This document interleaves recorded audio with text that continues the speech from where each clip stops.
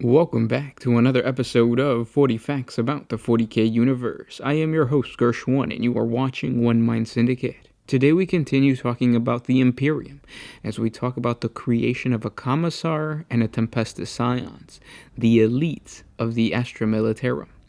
If you're new to the channel, subscribe. We post Warhammer 40K content every single day, and of course, if you have any suggestions, just comment down below.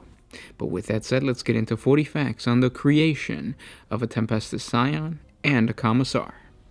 Tempestus Scions and Commissars are remorseless and efficient killers, but these warriors are not born this way. They are forged within the Schola Progenium, harsh training camps based on the long-established Imperial worlds. It is these ancient facilities that are responsible for taking the orphaned offspring of the best the Imperium has to offer and transforming them into ruthless soldiers. The Schola Progenium is designed to homogenize, break, and rebuild the orphaned sons and daughters of the Imperial elite.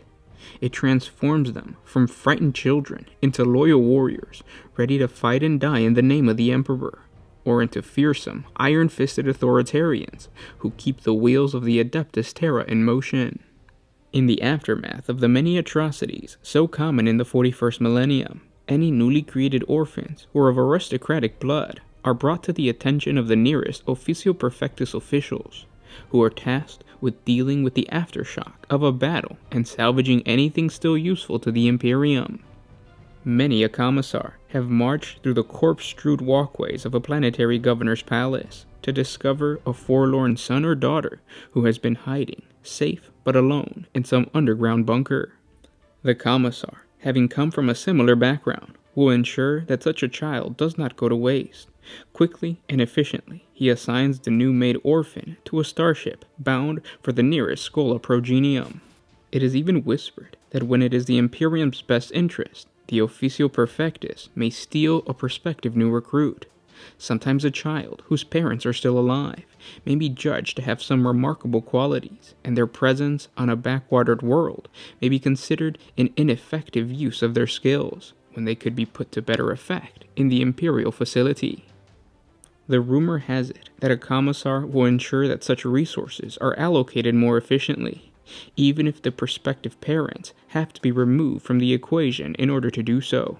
Children arrive at the Schola Progenium at a vast range of ages. Some come when they are as young as 6 Terran years, while others are as old as 12. Most inductees are orphaned in large groups following a single planetary disaster, though occasionally individuals are thrown into larger groups if it is more convenient. New recruits undergo a series of mental and physical examinations, but this is solely for the benefit of the facility. Should the cadet have been gleaned from a planet on the wrong end of a plague or spiritual rebellion, then the last thing the drill abbot would want is for the same corruption to break out within a confined, isolated complex and savage its young inmates. Cadets are divided by age to form training groups that will ultimately, in the case of the Militarum Tempestus, form the basis of their full battle regiments to maintain a sense of brotherhood. Group sizes can start off as large as several hundred at one time, though those who would not make worthy servants of the Imperium are quickly weeded out and are not seen again by their classmates. Whereas the Astra Militarum is made up of soldiers from a huge number of different cultures, the progena of the Schola Progenium are not permitted cultural variety.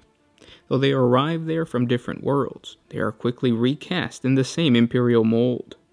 As a result of this, they can be relied upon to put the orders of their superiors first and foremost, before any local loyalties. So that the Schola Progenium becomes their sole reality, cadets are taught to forget their old existence. They are stripped of their former clothing, and of any belongings they may have brought with them.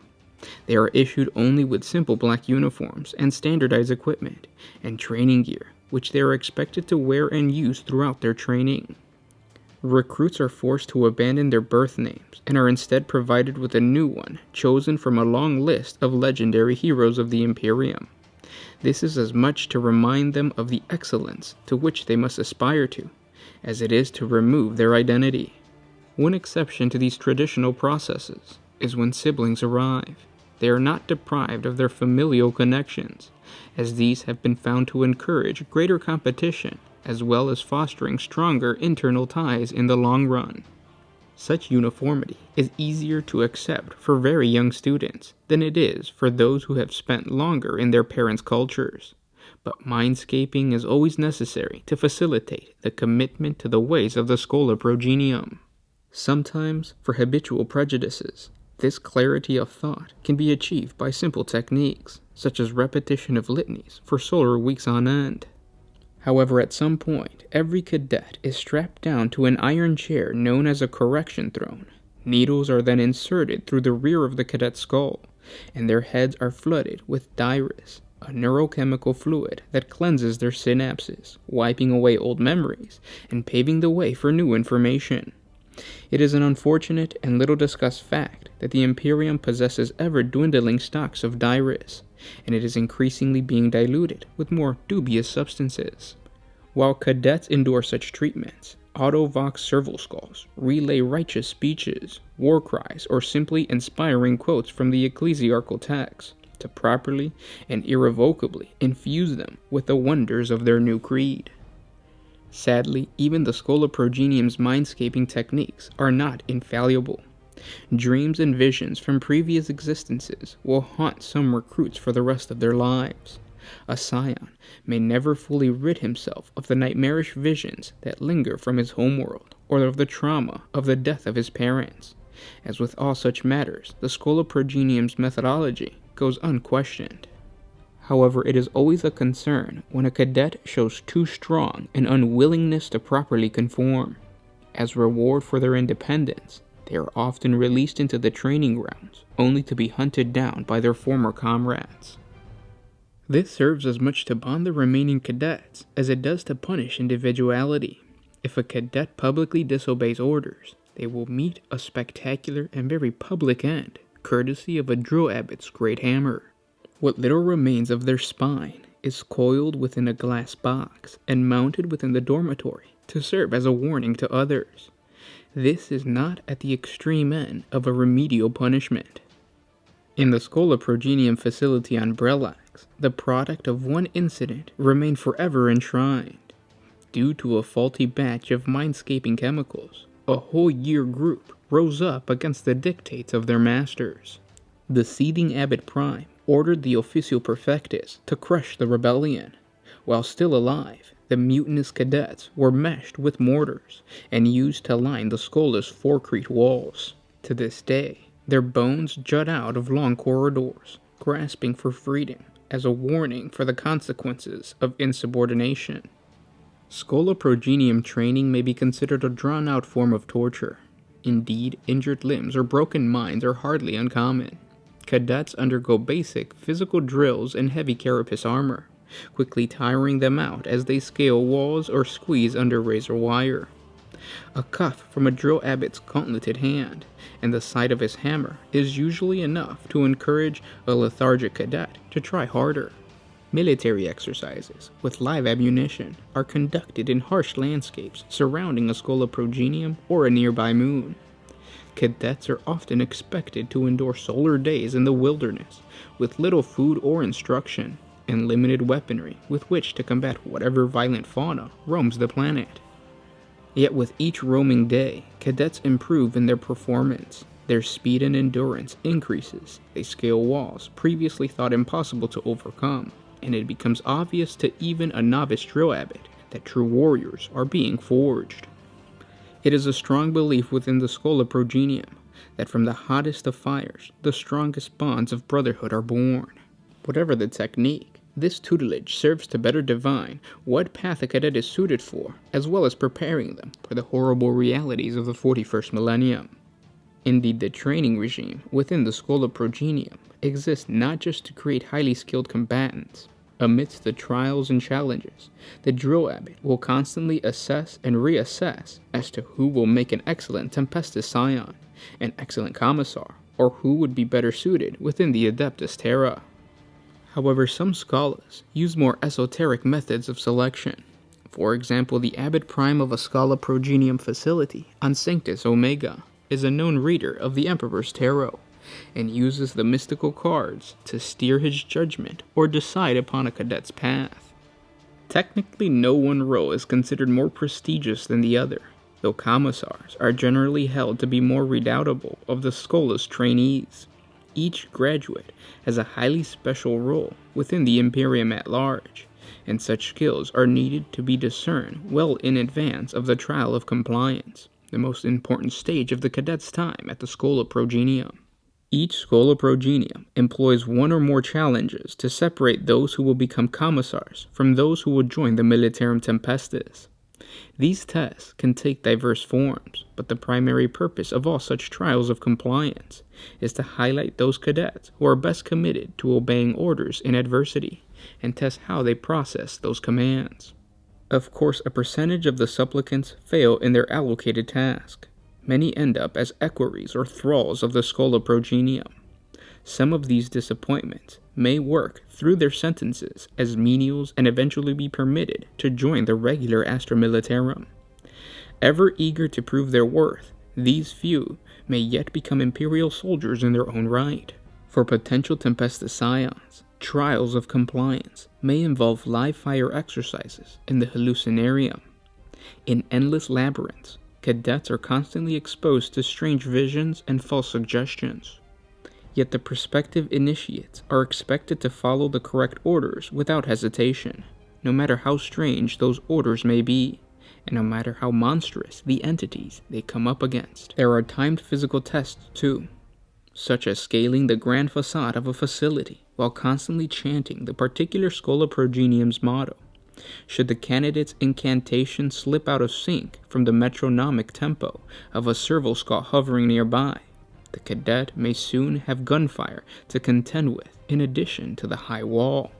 For potential commissars, the trials of compliance usually take even more esoteric forms. Without knowing it is a test, a cadet may be commanded to locate one of its closest colleagues, a comrade with whom he has shared the trials and tribulations of the Schola Progenium over many years, and shoot them through the head.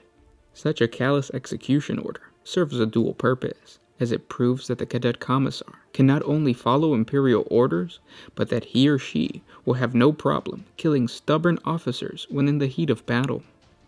However, the Schola Progenium recognizes the danger possessed by a highly trained candidate who shows a promise of a commissar, but who cannot follow such an order. Prospective commissars who fail their trial will end up being victims of the same challenge issued to another candidate, or released as a quarry for a group of potential scions. The few brave adepts within the Adeptus Ministorum who suggest that all of this is a waste of good talent are reminded that these trials are essential to wean out the truly remorseless from those haunted by doubt.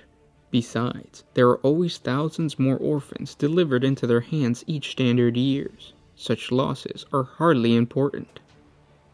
After successful cadets have survived their various trials of compliance, the drill abbots will allocate them their path in an event known as a selection day. It is then that the truly hard challenges begin. Selection days in the Schola Progenium mark the point at which a cadet is assigned their destiny. Cavernous void ships descend into the planetary orbit, ready to export progena to their new roles. From dawn to dusk, amid the slow incantations of ancient litanies and clouds of incense, cadets are divided according to their selected path. A good many discover that they are headed into the ranks of the Adeptus Terra, those young women who show not only fine military skills, but strong signs of faith, are prepared to journey to the training covenants of the Adeptus Sororitas Ordo Militant, while others may join the Adeptus Arbitus. The most talented warriors are chosen for the Militarum Tempestus and the Officio Perfectus. Each group is assigned to a starship, and consequently dispatched to the appropriate Schola Tempestus or Schola Perfectus for more advanced training in their chosen discipline. And those were 40 facts on the creation of a Commissar and a Tempestus Scion. I hope you guys enjoyed this video. This gives me ideas as to a video of the daily life of a progena, or the daily life of a cadet within the Scala progenum. That would be really cool. Also, horrible realities of a Scala progenum, because the punishments seem pretty harsh. Killing an entire class simply because they didn't want to follow orders, that's insane. Killing thousands of kids just because, that's pretty crazy. So yeah, I definitely want to create a horrible realities video on that that school. If you guys have any other suggestions, comment down below. Now, I was going to announce the winner of the Tempestus Scion's video or box giveaway, the starter box, the $85 starter box, today, but it's not a horrible realities video. I was going to do the horrible realities of a Chaos Space Marine, and that's when I was going to announce it, but I didn't have a chance to, so instead I'm just going to announce it now. So the winner of the Tempestus Scion box set is this guy. So just message us either on YouTube, Facebook, or email us with your address, your name. Just tell us, you won, and we will ship out that box to you. Congratulations.